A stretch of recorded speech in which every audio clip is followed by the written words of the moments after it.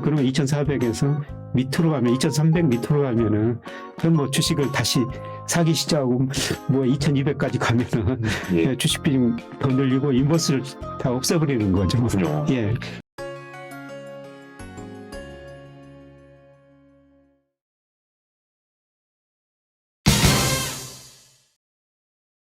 1분기까지는 주식을 사실 분들은 좀 기다리셨다가 예. 코스피는 2,400을 기준으로 플러스 마이너스 10%의 박스권에서 움직이니까 예. 하단에서 사고 상단에서 팔아라 이렇게 말씀 주신 것 예. 같은데 뭐 좀 그 부연 설명을 좀 더 요청드려도 될까요? 과연 예. 박스권대로 이렇게 대응만 하면 되는 건지. 예. 뭐 장기적으로는 좀 명목 GDP M2에 비해서는 한 20% 정도 가소평가돼 있어요. 네. 그래서 장기적으로 보면은 우리가 주식을 사서 기다리는 시기다. 예, 그러나 제가 단기적으로 볼 때는 저도 실제로 주식 투자를 하는데요. 비중을 늘리고 줄일 때는 일평균 수출 금액이나 그 다음에 장기 추세, 뭐 통계적으로 HP 필터라고 있거든요. 네. 그 필터를 구해요. 저 추세선 위에 있느냐 아래선에 있느냐 이걸 보는데요. 근데 일평균 수출이나 H 필터로 보면은 지금 적정 주가 수준이 한 2,420 정도 나와요. 예. 2,400 정도로 보시면 될 것 같습니다. 예. 그래서 저는 뭐 개인적으로 2,400이 당분간 주가 지수의 중간 수준이라 생각하고요. 예, 거기서 2로 많이 벗어나면은 주식 비중 줄이고 지금 밑으로 지금 가는 과정이 전개되고 있거든요.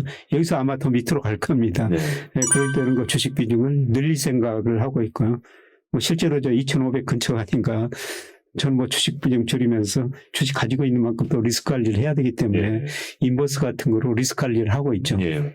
근데 여기서 주가가 뭐 저는 전저점 밑으로는 안 떨어지리라고 보고 있어요. 네. 저번에 전저점이 2,135인가요? 예, 2,130인가 그 정도. 예, 그 정도까지 떨어졌는데 그 정도까지는 안 떨어지더라도 한번 2,200 근처까지는 갈 수도 있다. 예. 예, 그러면 2,400에서 밑으로 가면 2,300 밑으로 가면은 저는 뭐 주식을 다시 사기 시작하고 뭐 2,200까지 가면은 예. 주식 비중 더 늘리고 인버스를 다 없애버리는 거죠. 그렇군요. 예, 이런 식으로 당분간 그 박스권 전략 이런 식으로 운영하시는 게 좋지 않을까 그렇게 생각이 됩니다. 그러니까 이제 지수를 추종하는 ETF도 사시고 또 지수와 반대로 추종하는 인버스도 사시면서 예. 이제 박스권 등락하는 가운데 오른 녀석은 팔고 예. 이제 차익 실현하고 그때 내려 있는 놈을 사면 이제 예, 여기 박스권에서 수익을 챙길 수 있다 이런 예, 그렇죠. 말씀이네요. 예. 알겠습니다. 그러면 내년에도 결국 이제 코스피 지수 자체는 이제 크게 대세 상승 없이 박스권에서 좀 등락을 할 것 같은데요. 예. 이것 때문에도 사실 내년에는 코스피 지수 ETF를 뭐 이제 적립식으로 연금 계좌를 통해서 투자하시는 분들도 많은데 이런 분들은 좀 더 업종이나 이제 개별 주식에 좀 더 집중하는 게 나을 것 같은데 좀 내년에 좀 유망하게 보시는 업종이나 이런 분야가 있나요? 예, 뭐 주가 지수는 거의 박스권이라고 내년 보고요. 예. 사실 저도 이제 업종에 대해서 많이 공부해야 되겠습니다만은 뭐 제가 아직 그 중구사 리서치 센터를 떠났으니까 뭐 다른 데서 연구 자료를 볼 수밖에 없는데요. 한국 그 산업연구원이라고 있거든요. 키에트라고 그러는데 예, 거기서 내년에 그 각 산업 전망을 해놨더라고요. 예, 그런데 제일 그 좋은 업종이 2차 전지하고 조선업종 이렇게 좋아.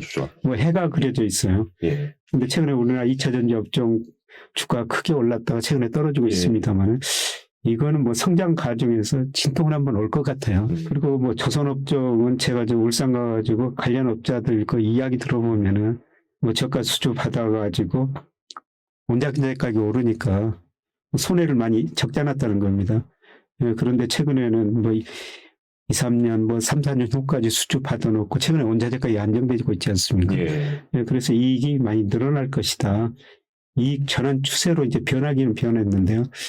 예, 그래서 뭐 조선업종 좀 관심 많이 가지고 있는데, 예, 그런데 앞으로 원자재 가격이 또 어떻게 될 것인가, 이런 수주업종이라는 것은 수주를 반하는데 그 사이에 또 원자재 가격이 급등해버리면은 이익이 많이 줄어들고 있지 않습니까?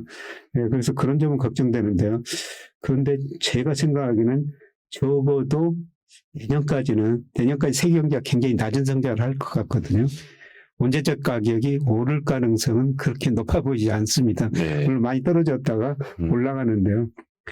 근데 최근에 제가 뭐 강의하는 데서 가끔 그 질문을 많이 받는데 그 구리 가격을 많이 물어보시더라고요. 닥터쿠퍼지 않습니까? 네, 닥터쿠퍼라고 그러는데 그거하고 우리 코스피하고 제가 상관관계를 분석해 보니까 우리 코스피가 1개월 선행해요. 아, 코스피가 먼저. 그러면 참고가 안 되겠네요. 그렇죠. 예. 예, 그러니까 우리 주가를 보고 아, 이거. 원자재 가격도 유가도 전망해야 된다는 네. 거죠. 아, 예. 좋은 투자 아이디어입니다. 이거 구리도 사실 ETF 선물로 투자할 수 있지 않겠습니까? 예, 코스피를 후행하는 게 이제 예. 그래서 우리 값이라- 코스피만 보면은 네. 뭐 글로벌 금융시장 원자재 가격마다 전망할 수가 있다는 예. 거거든요. 예, 그만큼 우리가 전 세계로 수출하고 우리 경제가 대의존도 높으니까 예, 그걸 코스피가 미리서 반영한 거죠. 작년 하반기부터 코스피는 떨어졌는데 러시아 우크라이나 전쟁 뭐 유가가 배럴당 120달러 또 넘었지 않습니까? 예. 예, 저는 우리 코스피 떨어진 것 보고 앞으로 세계 경제 나빠진다. 유가도 못 오른다. 그냥 원유 ETF 인버스를 한번 사본 거죠. 그만큼 우리 금융시장 코스피를 잘 보시면은 뭐 세계 글로벌 금융시장이나 원자재 가격도 한번 전망해 볼 수가 있다는 겁니다. 네. 근데 왜 코스피 투자하기 참 어려운지 알겠네요, 개인분들이. 예, 코스피를 뭐 다른 걸 보고 참고해서 돈을 벌어야 되는데 코스피가 선행을 해버리니까 이제 오히려 예, 다른 걸 보면서 코스피에 투자를 하니까 약간 예, 거꾸로 약간 예, 타이밍 그렇습니다. 엇박자가 나는 그런 예, 것 같습니다. 현실적으로 이제 많은 분들이 이런 고민도 하실 것 같아요. 그래서 내년에 말씀하신 대로 경기 침체가 많이 온다면 사실 요즘 은행 예금 4에서 5%짜리 너무 많지 예, 않습니까? 예. 굳이 이거 주식 투자를 왜 하냐? 안전하게 4에서 5% 정도 은행 이자를 받으면 되지. 이 생각하시는 분들이 사실 요즘 되게 많은 것 같거든요. 예, 저는 뭐 투자 제1원칙이 오렌 버핏도 이야기했습니다만은 원금 지키는 거거든요. 특히 젊은 분일수록 원금을 다 지켜야지 투자할 돈들이 남아있지 않습니까? 그래서 원금 지키는 게 굉장히 중요하다. 이런 의미에서 은행의 그 5% 금리 굉장히 높은 거거든요. 저는 뭐 여러 군데 나와서 이런 말씀을 직설적으로 합니다. 제가 얼마나 나중에 살지 모르겠지만은 제 남은 생에 은행이 5% 금리 주는 시대는 거의 없을 것이다. 예, 그만큼 지금 은행 금리가 높다는 겁니다. 지금 저 우리 잠재 성장률이 2%에서 1%로 진입하는 과정이에요. 우리 잠재성이 1%인데 금리가 어떻게 높은 수준 유지하겠어요? 예, 그래서 지금 금리는 지나치게 높다.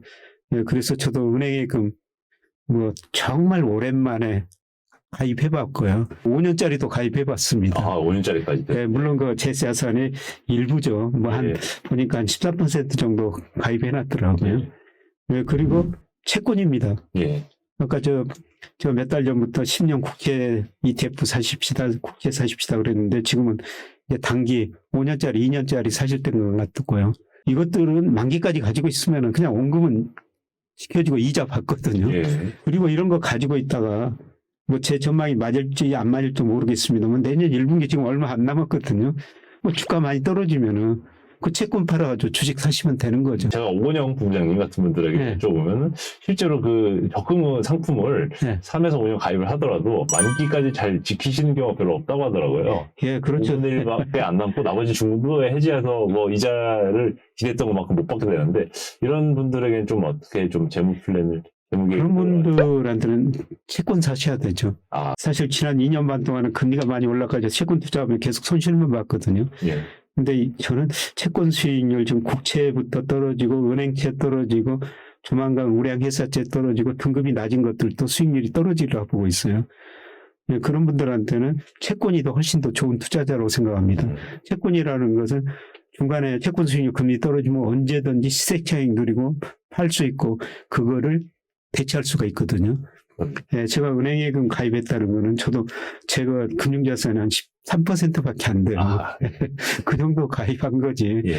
예, 차라리 은행예금보다 채권이 좀 훨씬 더 나은 것 같습니다. 네. 내년 한국의 경기 침체도 걱정하는 의견 중에 하나가 사실 요즘 뭐 많은 분들이 집값 좀 추이에 대해서 관심 많으시죠. 이게 하우스푸어 대란이 다시 한번 재현되는 게 아닌가 이런 걱정하는 의견도 있는데요. 내년 한국 집값에 좀 어떻게 보고 계신지 좀 궁금합니다. 뭐 저는 채권 시장에서는 거의 거품 해소됐다. 예. 그다음에 주식 시장에서 많이 해소됐다. 예, 그런데 부동산 시장, 특히 주택 시장은 이제 거품이 해소되는 초기 단계라고 생각하고 있습니다. 집값을 결정하는 여러 가지 요소가 금리도 있고, 그 다음에 주가도 있고, 대출도 있고, 경기도 있거든요. 초기에는 금리나 대출 금액이 집값에 영향을 많이 미치는데요. 근데 6개월, 12개월 가면서 경기가 더 영향을 많이 미치거든요. 특히 동행주 순환 변동치. 그게 영향을 많이 미쳐요. 근데 그게 제가 보기에는 올 10월을 정점으로 이제서야 꺾이고 있는 것 같습니다. 그래서 앞으로 이제 금리가 떨어지면 집값도 오른다, 주가도 오른다, 이런 전망도 나올 텐데요. 그런데 금리가 떨어진 것보다 경기가 더 나빠지면은 주가도 집값도 오르기가 힘들거든요. 특히 네. 집값은 그렇습니다. 예. 그리고 집값이 아직도 과대평가되어 있다는 거죠.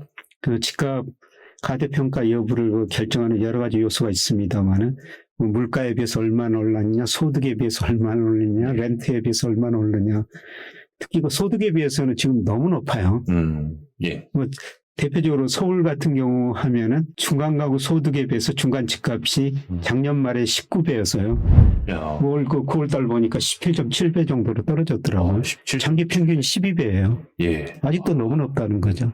이 PIR 지수의 이제 의미가 이제 중위 가구의 이제 중위 소득 예. 베이스로 했을 때 중위 가격의 아파트를 살려면 연봉의 꼬박 17.7배 예. 이거를 이제 지불을 하나도 안 쓰고 숨만 쉬고 예, 숨만 쉬고 숨만 쉬고 연봉을 그대로 이제 봤을 때 예. 17년을 넘게 보낸다 이런 주식. 그리고 저는 저 집값에 대해서도 우리가 장기적으로도 한번 생각해 봐야 된다. 그동안 집값이 계속 오르다 보니까 집이 뭐 투자재 인식도 있었죠. 그런데 저는 투자재에서 소비재로 생각이 좀 바뀌어야 되지 않을까. 그동안 집값 하락 요인이 저 같은 저 베이비붐 세대 은퇴, 가계부채, 높은 가계부채 이런 것들이거든요. 근데 그동안 떠받쳤던 게 소득 증가였고 그다음에 가구수 증가였어요. 그런데 우리 잠재 성장률 계속 떨어지면서 소득 증가 속도 낮아지고 있죠. 지금 당장은 아니더라도 그 통계청에서 가구수 추정이라고 하거든요. 근데 서울 보니까 가구수가 2029년, 2030년 정점입니다. 그대로부터 가구수가 줄어든다는 거죠. 가구수가. 네. 1인 가구 많이 는다고 이제 시가 상승 요소로 많이 얘기했는데. 근데 그 가구수마저 뭐 지금 당장 아니지만 몇 년 지나면 감소세로 전환된다는 겁니다. 그럼 이런 걸 보면은 집값을 떠받친 요인들이 하락 요인이 더 크다는 것이죠. 그래서 뭐 집은 첫째, 둘째, 셋째 부동산의 위치라고 그러는데요. 뭐 위치가 좋지 않은 고통의 경우는 우리 또 생각을 한번 바뀌어야 된다.